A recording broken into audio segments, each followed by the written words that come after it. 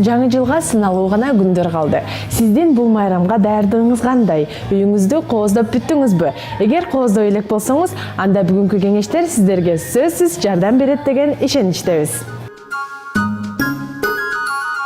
Үйдү жаңы жылга ылайыктап кооздоо майрамдык маанай тартуулап өзгөчө көңүлдү көтөрөт. Андыктан уктоочу бөлмөңүздөн баштап тамак ичкен жайыңызга дейре кылдаттык менен кооздоо керек. Быйылкы жылы дагы мурдагылардай эле аяз ата, аяз кыздардын сөлөкөтү тартылган сувенирлер саркеч. Алар кайсы бөлмө болбосун ажарын ачып жарашып калат.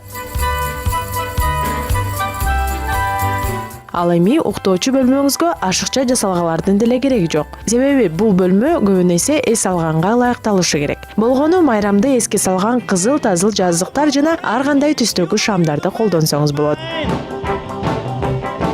Уктоочу бөлмөнү жасалгалап бүттүк. Эми тамак аш ичүүчү жайыбызга келели. Терезесинен баштасак, ага көрсөтүлүп жаткандай күйүүчү шамдарды бекитип коюңуз. Ал эми столдун үстүнө болсо кичинекей балаты жана жаңы жылдын негизги түсү болгон кызыл түстөгү идиштерди коюп койсоңуз куп жарашат.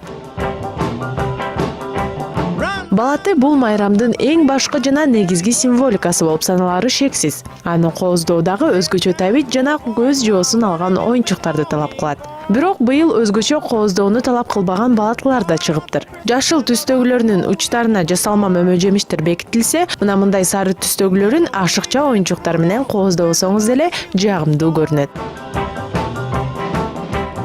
Жаңы жыл, жаңы жашоо бир нече күндөрдөн кийин сиздин үйүңүздүн эшигин кагып келет. Андыктан кирип келе жаткан жыл берекелүү болсун десеңиз, үй кооздоодо убактыңызды жана каражатыңызды аябаңыз.